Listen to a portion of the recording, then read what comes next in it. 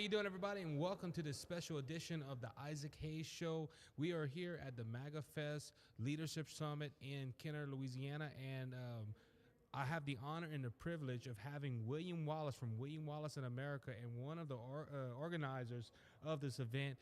William, been trying to get you all day. You've been really busy, but thank you for taking the time to come hang out with us. Oh, man, the honor is all mine, first off, because I got to tell you, it's been fantastic having you here, because to know that that someone with your caliber and your show is going to attend this event, it just made my day. And I wish I could have gotten on here earlier, but I've been on and off the stage and emceeing an event that's just been, it's a lot of really good speakers. Yeah, we've been enjoying it. Me and my brother that came here today, and we're just really enjoying all the speakers. We're enjoying having the conversation with everyone that's here, with the vendors, and on air. Thank you for inviting us. When you called me a couple of months ago now and said, look, I would really like you to come speak at this event, I'm like, man, I don't know if they want a Christian conservative Cajun pastor preaching, but or teaching, or having a speech tonight, but it's a real honor, and I was excited to come and do it. Well, it's gonna be a really great night tonight.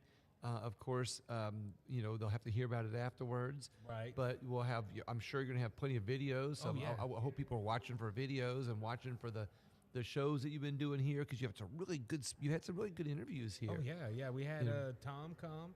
We had Rene come from, Nice. I'm trying to remember the podcast name, What's Your Passion podcast. And just some great interviews. Albert Guillory is coming on, so we're really excited. And me and Albert, we go back. Met him when he was running for lieutenant governor, and Albert's a real good guy. And if y'all put this on again next year, this just shows all the audience, y'all need to come down to Kenner, Louisiana. Exactly right. And come hang out, because we're a group, we're thinking the same. We're a great group of people, and we're enjoying, like I said, just having a great time. We've got some jambalaya we're gonna have to go eat in a little while, we got 2 trays of it over there, waiting for you. Got a second tray just for you. Oh man, I'm on a diet. See how he's doing? He's trying once in a while. He eats very well. Yes. I'm trying to lose it. And I mean that in a good way, because he has to nourish that soul, because he's got to nourish that soul and that spirit that drives his show. That's a big appetite. Oh man, it takes a lot, man. When you got 3 kids, a wife, a ministry, and work, it does take a lot. But guess what? God has given me the grace to continue on doing it. I love it. How is your ministry going? It's doing good, man. We God has blessed us. Our youth group for the last couple of weeks have been growing. We are about to do some teachings on practical living and honoring God in your life. And the youth group, I love them to death, but they keep asking me to play flag football. I don't know why. They think I'm young or something. I don't know what it is, William. I really don't know what it is. Well, you look young, though. If I shave my beard, my youth group's saying I just had my 32nd birthday. Gee whiz, so yesterday, and they look at me like, oh, you look 50. I'm like, really? My youth group saying that. Well, no, now they're not right, because they said 50 and not 50. 50. Right on that. So, but William, tell us a little bit about the event, man. What was your goals to go into this event, and what have you seen so far? Well, this event, when they came to me with this event, they to help them promote it, they asked me to promote a MAGA event. Mm-hmm. And the first reaction I had is, of course, I support Donald Trump, I support the MAGA movement, but I have Republican friends that don't. Okay. They are, they instantly, they of course listen to the narratives. They say they're, quote, Republican, but they, don't like Trump, or they don't like the MAGA movement. And I'm not defending them at all whatsoever when I say the knee-jerk reaction, and I'll tell you why. Because on my show, I'm always talking about finding ways to unite more people. And I think that the MAGA movement unites a lot of people, but I do believe that we have the opportunity to unite more people under the MAGA movement when you make it more about information than you do rah-rah. And there's the difference. While I agree with the MAGA movement, and I'm in with Make America Great, and I'm in on Donald Trump, and I want to see him reelected, I think that we lose a lot of people, to the conservative movement and the MAGA movement because of the narratives that are out there. And I find that when you search for those things that unites people, when you look for, like Brothers Searching, when you look for the information instead of the narratives and the ideologies, and when you throw rah-rah out the door and you present just factual information, people that might not find themselves being MAGA or Trump supporters suddenly wake up when they see information and they go, wait a minute, I like that. And then it just happens to be something that's in the Trump circle or the MAGA movement, and they don't realize it. And it's not being sneaky to sneak them into the MAGA movement. It's simply saying, hey, look, we need to open up eyes with information that unites more people, brings people together, because if we don't unite under the MAGA movement, the conservative movement, there's a big tent out there that brings in MAGA, conservative, informed people that want to be involved on information and not rah-rah. We win our country back. Right. And until we do that, we keep falling prey to narratives and ideologies. Yeah, and the thing about the MAGA movement, I'm like you, I support it. I go ahead and I support Donald Trump. I think when people hear MAGA, they don't hear Make America Great Again. They see Donald Trump. Correct. And that's how Donald Trump is. Great point. He's a masterful brander. He can brand anything.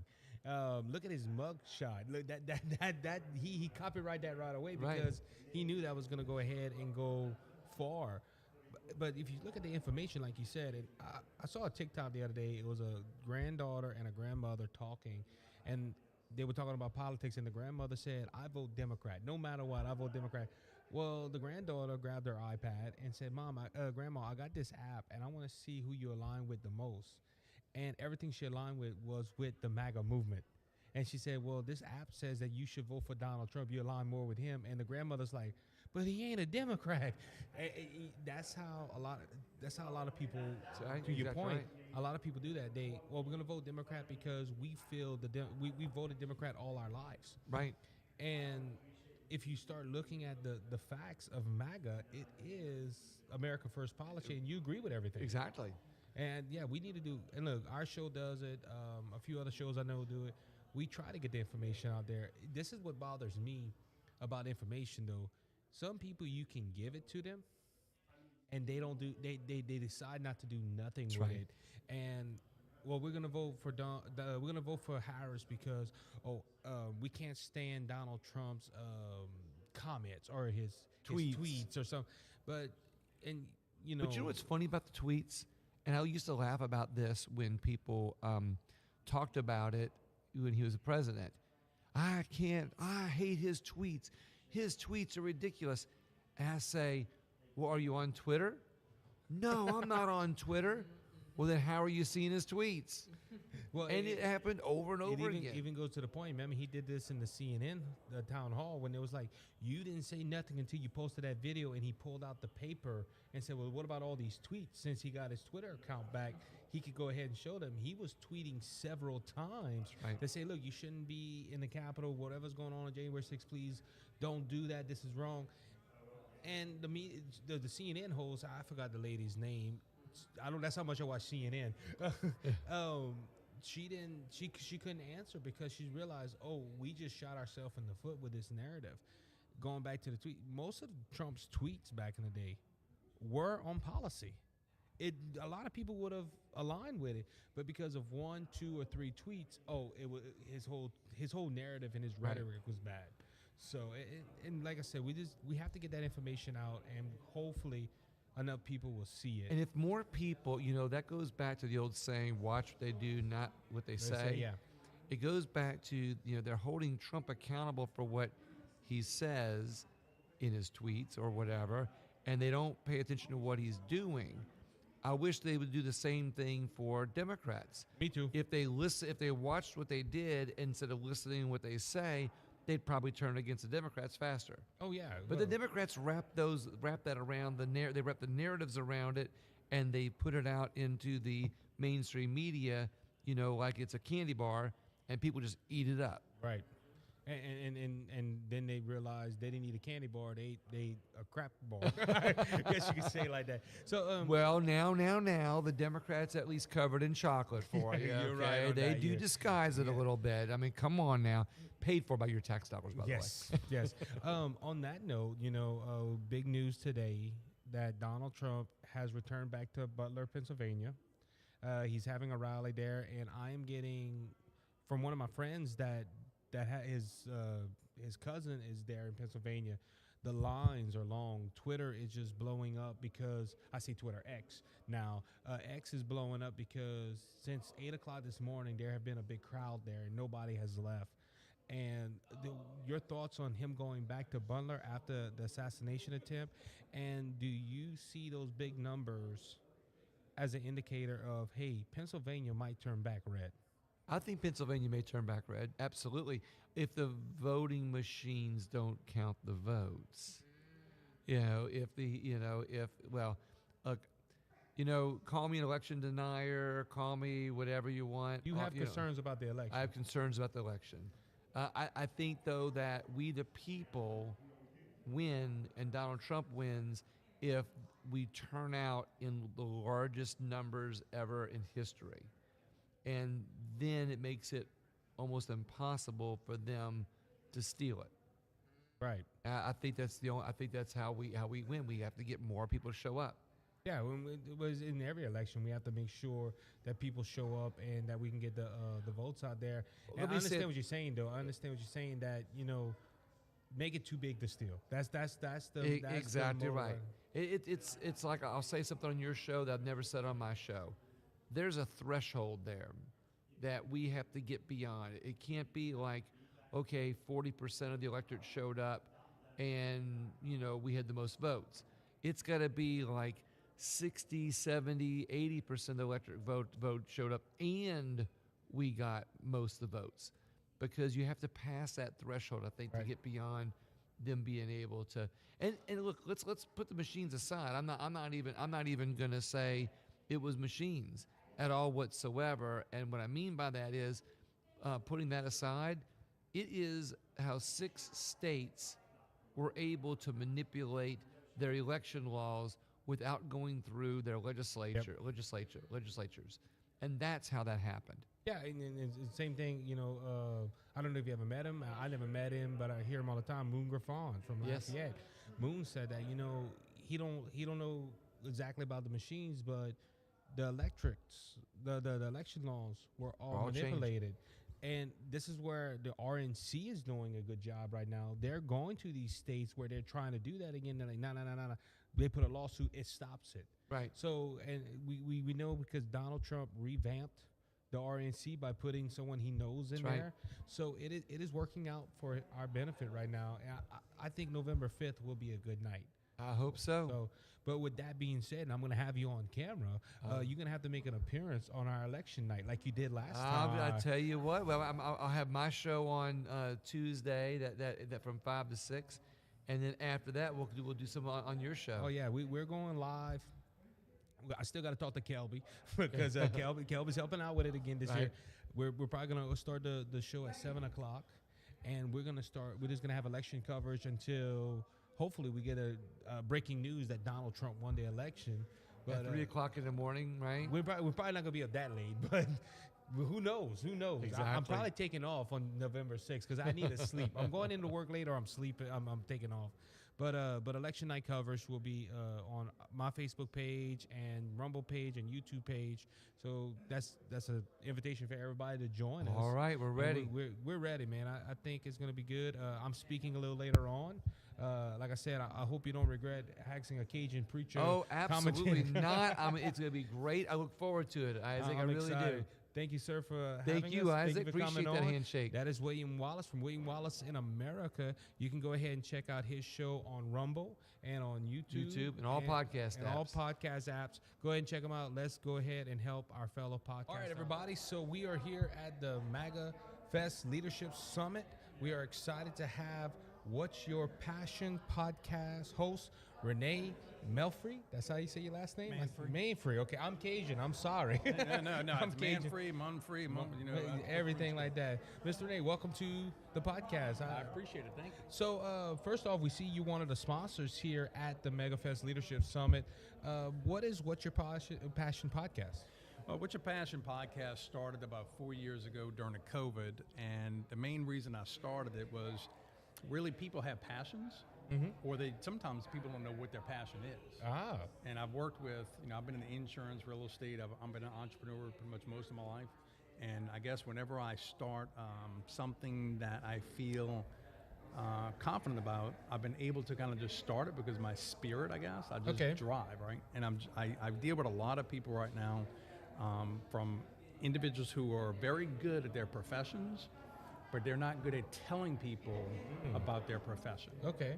And so their business struggles because they're not salespeople, or they're not networkers, or they don't know how to get out and mingle with people like this, right? And it really is becoming more of a issue through the years that I've been teaching, training insurance, real estate agents, dealing with different entrepreneurs. And so I started What's Your Passion podcast really just to help people kind of figure out sales is not really sales. It's more of just helping people say, hey, you have a problem, I got a solution. Okay. But you got to let people know what you do. Right. Yeah, you can't be a secret agent. Yeah, you can't be a secret agent like, oh man, I can't tell you what I do because you're gonna find me one day. So how the podcast is going? It's going good. I mean, I'm dealing with a lot of different other podcasters in different areas of the states, and so we're kind of like playing on each other's podcasts, like we're doing with you today. So I'm trying to get more and more people comfortable enough to where they just start their phones, start their podcast, and let's start talking. Yeah, and that's the thing. The best advice I ever got before I even did this was just turn on the camera. That's all you have to do is turn on the camera, start talking, find your niche, and try to get your vision out there. And this isn't the first podcast I've done. I've done Brothers Just Searching, where we talk about the Bible and do a Bible study. Right. And that is doing very well. And then one day, God put in my heart, hey, you have to tell the truth and expose the lies. Correct. Right. And this happened after the 2020 election, and God just opened up doors for me to where we are talking about current world events, current issues in our country, and doing events like this where we can meet people and start a network, like you said. Yeah. I mean, networking is, I don't know anything else to do. I started most of my career just building relationships, right? I mean, you walk into a place like this, it's just meeting people and letting people know what you do, and you just kind of start growing from there. But then at the same time, little things follow up, right? Right. So I find that a lot of people, again, they're struggling with career changes. They're trying to figure out how to make extra money. I do real estate, so I teach people how to buy real estate, how to flip it, how to make money, right? Yeah. The same thing with the insurance. When I started at 27 years old and I started making, I figured out a niche for me, and people were coming to me and said, well, Rene, how do you do that? So, okay, well, let me show you. Get your license, and I start teaching you. What I started finding out is that people want what I had, but not willing to do what I do, right? Yeah. And I can sit here and tell everybody, okay, this is what you do. You make phone calls. You contact people. You go to places. People don't do the most obvious things because they're so feared and uncomfortable. Does that make sense? Yeah, no, it does, because let's use this podcast for example. It's very easy for me to go into a studio and talk into a microphone. Right. But to come out here and to introduce yourself and to put yourself out there. Right. That's a whole nother ball game. And I guess I have the benefit of being a preacher and a teacher of the gospel. So I'm in front of people. I meet people all the time. We counsel people. Right. So it's easy for me to do this, but there's a lot of people out there, we want to make a podcast and we just want to stay behind the microphone. Don't put me in front of a person or even a video camera. That video camera is, that one eye is intimidating. Because people are looking at it from the wrong view. I think people are looking at it from the point of how you look. Right. You got to look at it from the perspective that you have information and you have something to share, so you have to give it. Right. Don't worry about the other side. So when you look at actors, right? If you ever seen how a movie actually goes together behind the scenes, Yeah. people don't realize how many takes. Yeah. They don't realize how much time. They don't realize how much editing. They don't realize all the back end stuff. So don't think that you have to be beautiful. You have to be perfect. You just know if my hair is messed up or whatever, it is what it is. And look, I'm so out of place right now because I usually wear a ball cap when I'm in the studio. You got hair? I got hair. That's what I'm saying. So it's half of my audience is like, hey, he got hair underneath there. They thought you were bald. Yeah, they thought I was bald. So a 32-year-old bald, that's not good. But, Right. But yeah. So but it is intimidating. But the network programming is good. And look, our podcast, we have reached out to several podcasts, to Mike's Live, Culper's Canteen Cup, the Scott Ford Show. And there's a thing about, look, like we're meeting here. We're probably going to be good friends after today because we both do podcasting. Yeah. If you look at that, I don't know about you, but the contacts I've made with other shows, they have become lifelong friends. Correct. Yeah. And that's a benefit of podcasting when you meet like-minded people, or when you meet people that have a passion to get their information out. It's beautiful.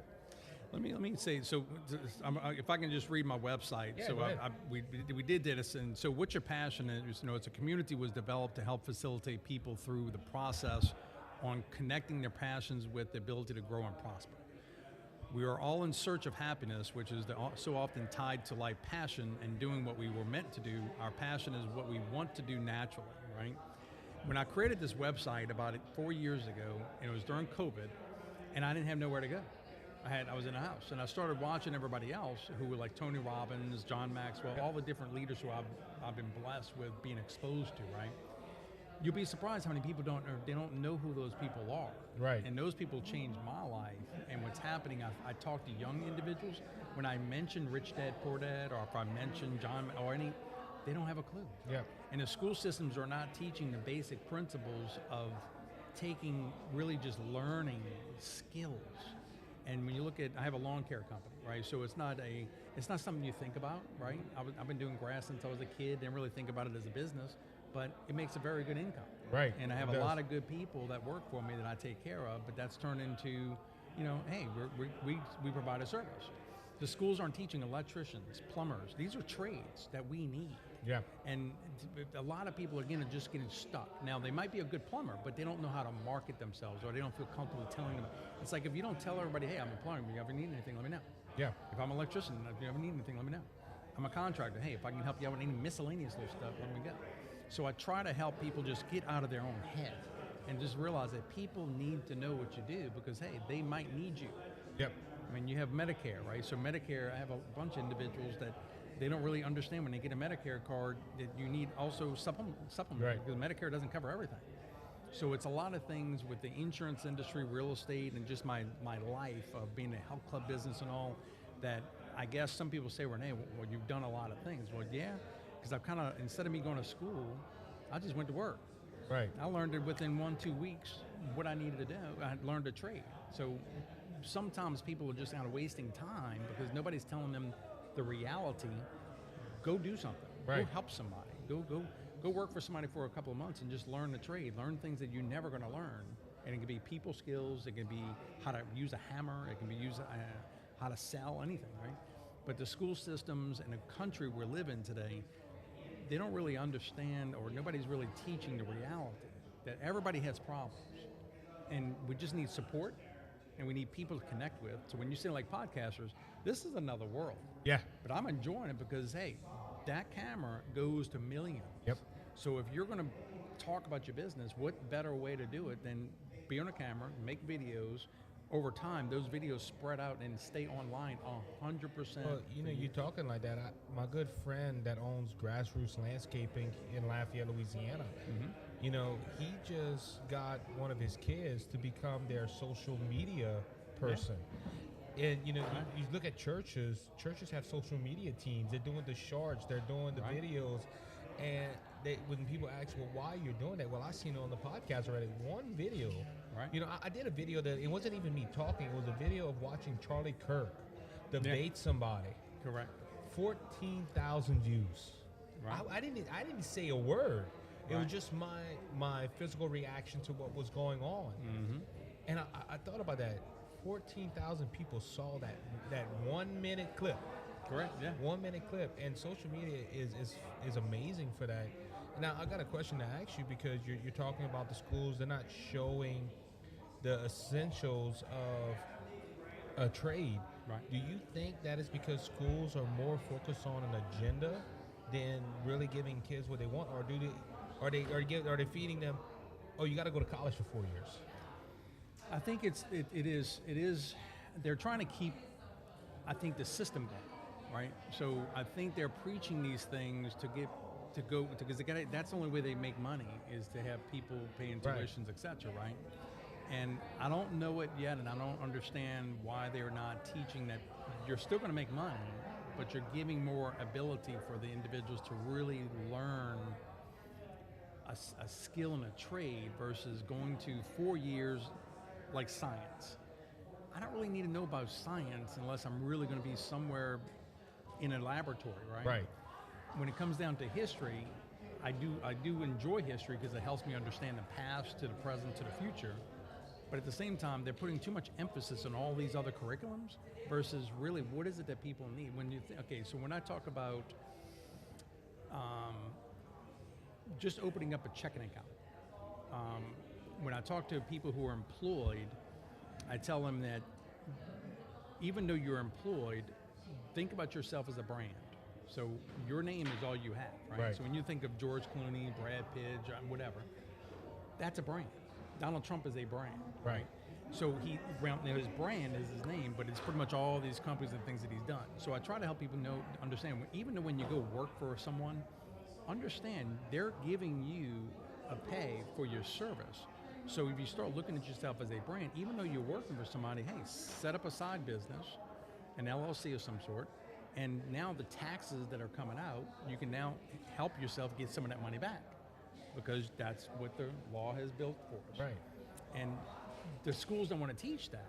For whatever reason, I'm not sure I understand. Nobody really understands. I talk to 30 and 40-year-olds that don't understand that. I never knew that if you pull an LLC and you work for somebody, you get taxes back, or I didn't know that. I mean, I worked in an oil refinery right out of high school, and I was working 18-hour days. I wanted to make money, overtime, right? But every time I got the check, half of it was gone.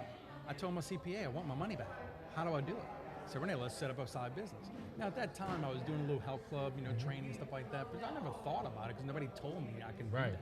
So I set up a little LLC when I was 21 years old. So I've had LLCs all my life because the tax benefits. So the things that you buy every day, food, you go on a trip, you buy clothes, all these things, cell phone, all these things that you're spending money on, you don't get that money back unless you're a business. Wow. So you can be over here being employed with somebody, hey, but set a little side business, and the benefits to it, you're going to learn skills of really what a business owner does. Okay. And that's how I tell people that you have to do it to learn. Like, I can't tell you how to cut a piece of wood with a saw unless you do it. Right. Once you do it a couple of times, you're going to get the rhythm. You're going to understand it, right? It's the same thing, like I told you, I'm a dump truck driver. I hear a lot of people tell me, well, you shouldn't be tired every day because all you're doing is driving. And if you think about it, no, you're doing a lot more. You have to worry about the PTO. You have to worry about the bed going. You have to worry about spreading the load right. You gotta, you gotta make sure you don't hit nothing. You gotta learn how to watch your mirrors. You have all these things, and until somebody gets into the seat of a big rig or a dump truck, they don't understand it. And there's a tie in what you're saying. So, but well, I mean, dump truck, so you have a CDL license. Yeah, you got a CDL. So a CDL license, and you know this, is a very, very beneficial license. I deal with some nonprofits, and we're teaching people how to go through a CDL class. And these guys are coming out making $70,000 to $100,000, which you know, right? Because people need a drive. Yeah, you need trucks on the road. We need truck drivers, and nothing moves without trucks, right? Air, water, right? So I deal with tugboat companies, and so we started a transportation company about 12 years ago, and as you can tell, I do different things. Okay, so sometimes people say, Rene, what do you do? Just I balance different things. I have partners with different things because we've gotten good at really just starting an idea 12 years ago that we never knew that the tugboats are pushing all the barges on the rivers, right? Well, I never really understood that those guys have to get off those boats. And sometimes there is nowhere, like in the middle of nowhere, So we've been doing this business for 12 years. We're 15 drivers spread out, and I go in places where the GPS sometimes I don't even know where it is, right? But it's a business that we've created because of a need. These guys have to get off the boats, transportation, so we move people. So that's another one. And now, right now I'm getting into podcasting, right? I do videos, I do editing, I do a lot of things that I didn't learn these skills from school. I learned it because, hey, I needed to learn this stuff for me because it's hard to find somebody to do it for you. Yeah. But these and skills... and if you find it, it costs an arm and a leg, yeah. It's expensive. So and they have a right for that because it is not easy. Yeah. Right? So I've kind of learned these things for myself, and now I'm feeling okay, I want to try to help other people learn the basics of it, because you've got to get into this game of understanding video, understanding how to do this podcast, because you can't reach 14,000 people by yourself. Right. And I can't find enough salespeople to do that. Right. Because of lack of when you hire somebody, and I'm going through a lot of hiring. I hire a person, I tell them exactly what to do. They have to dress up, presentable, yep, and they have to make a goal on a daily basis, right? And go meet people. You can't sell anything unless you're meeting people. But if I find that most people don't do what they're supposed to do, so that's where it comes down to this video. I can do one video, and I can spread it on all my media and hit millions of people across the country, versus me hiring people who I don't even know what they're doing on a daily basis. Yeah, you don't know. It's a shame. Yeah, it's a shame. But it's the life we live in. You try to tell a 24-year-old these days how to really sell and everything else. They're so glued to the computer playing games, they don't really understand all these skills that we're talking about. Right. So that's where What's Your Passion kind of came in. Yeah, and that's a good goal too. That's a good goal to bring out your passion and to do it correctly, so you can, because a lot of people get discouraged, and you know this, with podcasting. The average podcast only lasts 30 podcasts at the most. Correct. And the reason that is because a lot of people, they have in their mindset, we're going to sit in front of a camera, we're going to get a microphone, and we're going to hit 1 million views right away. Nah. No, that takes work. Mr. Beast did not start with 1 million or whatever millions subscribers he has now. He started at 15 years old, didn't want to go to college. Correct. And sat in front of a camera, and he was a pioneer for what we see today. So, but Rene, where can they find you, and where they? You can pretty much reach me on any social media, Rene Manfre, or you look at What's Your Passion, which is WYPUSA.com. Pretty much, I'm on LinkedIn, I'm on YouTube, I'm pretty much on all the social channels. Everything that we're on, huh? Everything you're on. You got to, man. You got to get it out there. So. I don't know any other way, but I appreciate you having me. I thank you for being here with the MAGA Fest. And again, the only reason I'm really sponsoring this, have not been a political person all my life. It's just I'm a business owner. Yeah. And I'm just seeing so many people are suffering, especially business owners who are trying to really bring more value to the communities we're in, but the country is just making it more difficult for us to do that. Yeah. Everything's risen in expenses, and we have to have change. And we have to really start understanding that if the people can't survive, this world doesn't move. Right. And we just need better leadership. So that's really why I'm here putting this event on. January 20th, man. Let's hope we're swearing in Donald Trump as president of the United States. November 5th. I'm praying. November 5th. This might be something interesting to you. November 5th, we will be doing election coverage live at BJS Media. So, you should check us out. Me and Mr. Kelby Daigle from the Kelby and Joe Show. We do this all the time on elections, and this is for the audience, November 5th. YouTube, Rumble. We try to be on Facebook. We're working out the kinks right now with Rumble. Okay. But guess what, man? I think we're going to have a good night on November 5th. I think. And I'm confident. Like you said, we just got to keep praying. Well, I appreciate you having me on. Mr. Rene, thank you, sir, for coming on. All right, everybody, and welcome back to the Isaac Hayes Show here at the MAGA Fest Leadership Summit in Kinder, Louisiana. And I'm glad to have with me my good friend, Clayston Bernard. He's been on the show before, and a great athlete, a great politician, a great ambassador for Louisiana. Clayston, welcome back to the show, my friend. And hey, thank you very much. Yeah. Dude, your name is just legendary. I know, huh?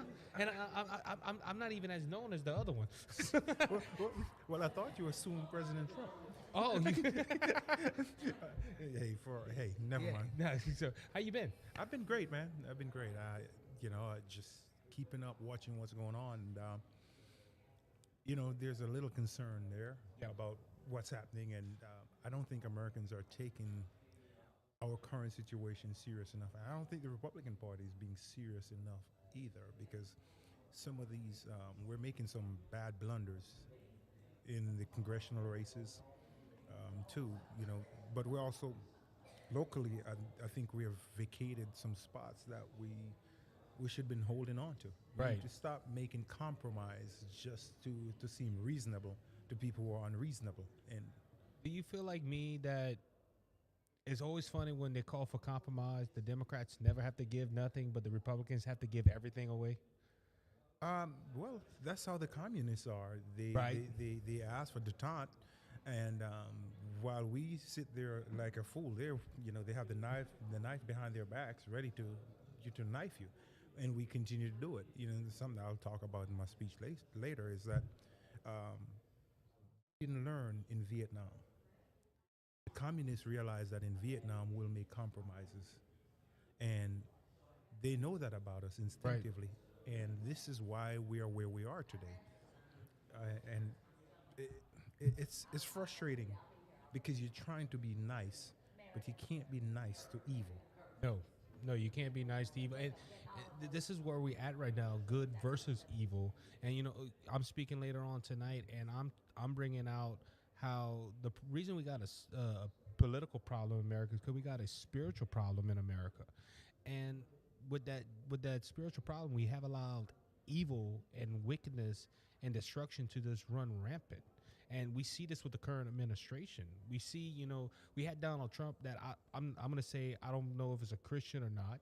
I'm not going to say he is a Christian, but he talked to faith leaders. He took, he went ahead and ended Roe v. Wade. And you notice we were blessed. Our economy was good. The oil field was fine. And we had a good, our nation was going up. Then you go to the current administration who allows an alternate lifestyle that is clearly not in the Bible. They're pushing for abortion, and all of a sudden you're seeing decay and destruction, wars breaking out, and unfortunately, look what happened in North Carolina, and the weak leadership we had with this storm. It is really against good versus evil, and when you let evil run rampant, destruction's coming. And that's because the church has abdicated its position. And in Romans 13:1, it talks about that we need godly leaders in position of power. Right. And it's that God-ordained government, and we have been duped by church leaders. Now, I'll put this caveat. The church does not get to operate like the government. Right. And the government does not get to operate. There's a clear separation Yes. there. But Christians do have a duty to vote. Yep. We are where we are, and I've written an article recently in the Hayride, probably a month and a half ago, because Christians don't vote. We are not voting, and if they were voting, actually, we wouldn't be where we are. I agree with you. The church leaders pretty much have been saying to them, it's the lesser of two evil, and whatever else they like to tell them, and that if you vote, you're voting for this. But the reality is, here is what we are. They want to murder babies. They're saying boy today, girl today, boy tomorrow. They are saying illegals can just walk into this country and have it their way. This as an immigrant infuriates me because there's a clear identity of what and who we are as Americans. So there are fundamental things between Trump, or the Republican Party, and the Democrat Party. Democrats want to continue to perpetuate this socialistic, communistic system where man is the measure of all things equal. We are gods, and nothing else matters. If we want to cut the girl's breast off, then we can cut it off. If you want to castrate a little boy, it should be okay. We push the rainbow cult, like you talk about, and the Democrats just get a free reign. And Christians just say, oh, we're not going to vote. But they have the most complaints. Right. And the reality is, you can't. Government is never where the changes come from in society. At least in the Western hemisphere and in Western civilization, it starts with the church. Yep. And the church leaders they are so compromised that um, they have muddied what is truth. What is truth? There's objective reality. The Bible clearly makes distinctions between man, woman, Yep. marriage, and sin. Right. It gives us a blueprint, and the Constitution pulls from objective truth, objective reality, and that's why it says all men are created equal with certain, with certain unalienable rights Right. endowed by them. And Clayston, we talk about history, and we've studied the Great Awakening on our Brothers Just Searching podcast. Every time a Great Awakening came, it was a man of God standing up and calling out sin. The nation was going down, but when that man of God stood up and said, "Look, thus says the Lord," it changed the moral compass of the country. And I agree with you on that statement. The nation is only going to go as far as the church is. And look, a brother in the Lord that's from Seattle, Washington, said he preached for 30 years at his church, never mentioned politics. And he said, I always thought, well, look, that's politics, that I'm going to talk about spiritual stuff. He said until COVID-19, they told him he had to shut down his church. And he said, no, this is enough. Now, for the last couple of years, he's trying to show his people now that, oh, we need to focus on politics. What if he would have done that 30 years ago? And I always said it, the church is the moral compass of the nation. If pastors are not standing up and proclaiming, look, I'm a youth pastor. My brother's an assistant pastor.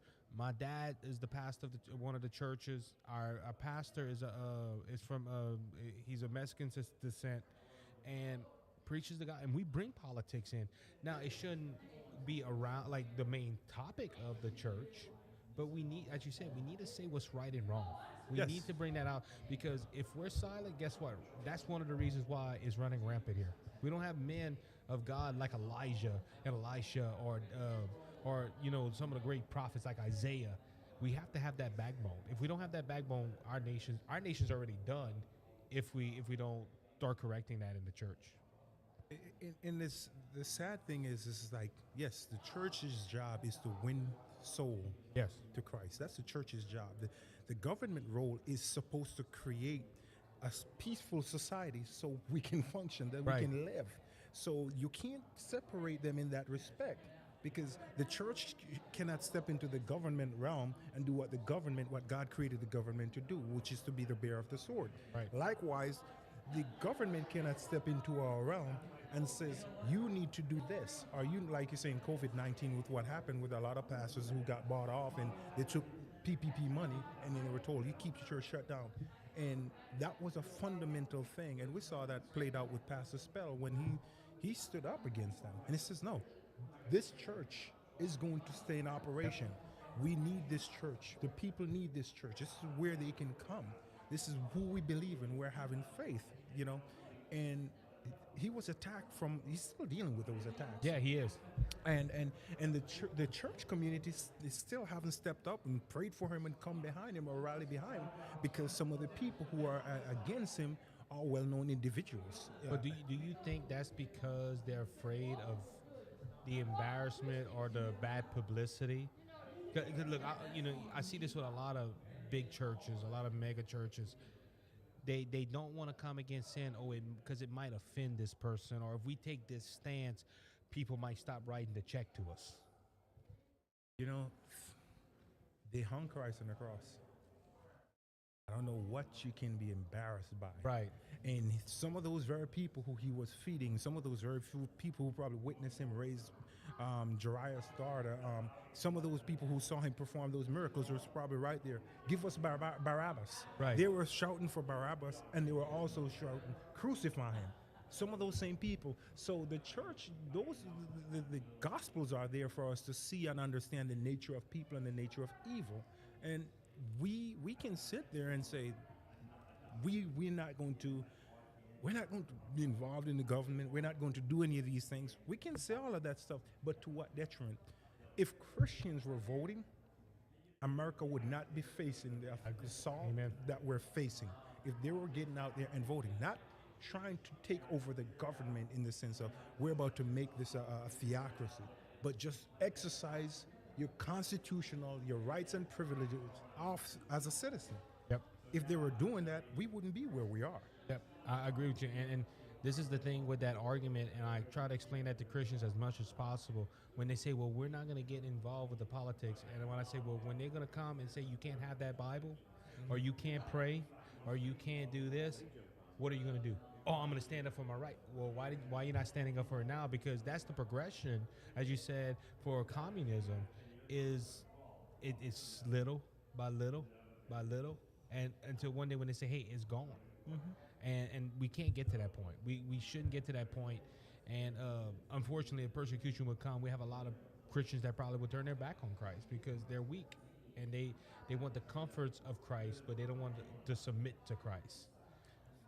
Dietrich Bonhoeffer comes to mind. It's the same thing. He was warning the Christians what was happening with Hitler, and they just kept on, just like the American church. We're behaving the same way like the German church. Yep. And people need to understand that Germany was at one point the premier place for Christianity. Yep. Luther was the Reformation in 50, yeah. So we're missing that what Germany represented. America has become the beacon of light. Christianity is the backbone of who we are as a society, but so was Germany, and look what came through Germany. Yep. 2 world wars. Yep. So we need to be shrewd as Christians, and this election can be over if Christians decide to go out and exercise their constitutional rights to vote. And I want to bring that statistics. I'm trying to say it right. Yeah. Up because if I'm not mistaken, over 50% of Christians did not vote in the last election. Yes. And that is sad. Yes. That is sad. That we need to be informed, and this is why we should go ahead and read God's word and say, Lord, show us who to vote for. And me personally, the clear vote is for Trump. Trump stands on the biblical principles, but as Christians, we need to stand up. And there's some people, I even encounter Christians that say, well, I can't vote for Trump because of his character. And I'm thinking, so you're going to vote for a woman that murders babies? I just, on that point, who stands closest to the principles of Christ? And like I said, to protect the life of the unborn, the Christians have to stand up and vote right. Yes. And that's the thing. They have been shamed out of the public arena. Right. And the fatalistic thing is that, they don't need to participate in governance. Well, if you don't need to participate in governance, then give up your marriage, give up your house, give up your cars, give up your job, because that's still a part of living and existing in a world that's in a fallen state. So we the most fundamental thing that we have and to exercise besides the church is our vote and our voice. And those two things are under unrelenting assault. So what are we going to do? Are you going to stay there and say, they're cutting the breast of their kids off, but you know what? It's the lesser of two evil. Come on now. We're not going to vote because Donald Trump's been married 3 times. He has 34 felonies. We're not going to vote. This is the rationale that they give. And you've had 4 years under this president. 4 years. So it's not like you're sitting here and saying, we don't know who he is. We saw what he did. We saw how the economy performed. We saw how much more enthusiastic and people were and optimistic about everything. We saw all of that. But we are being seduced to believe their lies. And that's where we are. Yep, we need to keep praying, though. We need to keep praying for that great awakening. We need to pray for that revival, that people can understand that our votes matter on that end. Clayston, thank you for coming on, man. We appreciate you. We're gonna have to get you on the regular show again, bro. Man, it's been a long time since you run for office. Yes, it's been a while. When I saw your name and when I saw you, I was like, oh man, I'm gonna have to go talk to him. And you remember, you didn't remember it right off, but when I said it, you was like, oh, yes. Is it the accent? No, it's the name because I said I saw the program. I said yes, I seen that name, and I was like, that's why I was giving you a hard time because there's the son of Isaac Hayes or whatever, Isaac Hayes or whatever. Yeah, he's soon President Trump for using, True. yeah, something that he probably doesn't even have control over. True. So that's why I was giving you a hard time hey, about that. but I love it, man. I love it. But you said something that I don't know if I did, that is so key. Almost all political movements for the good came on the back of revival in this country. Yes, it did. The Civil War, the American Revolution, and I could go and say in the Roaring '20s when Coolidge took over, Right. how things progress. So when you start looking at revival in this country, we need to see what was the church doing. It's not the government. There are people in the government, their whole interest, whether they're Republican and Democrat, is to amass as much power as they can. Yep. And that's what I said. We got to pray for the heart, and we got to fix the spiritual problem before we fix the political problem. Yes. Thank you, sir. We'll see you in there. Thank you, man. Can't wait to hear you. Clayston Bernard was joining us. Please go ahead and the speech will be aired later in the time. Go check it out. And Clayston, thank you, sir. And if you have a need, give us a holler. Cool. Thank you. You have a good one. You too. Bye.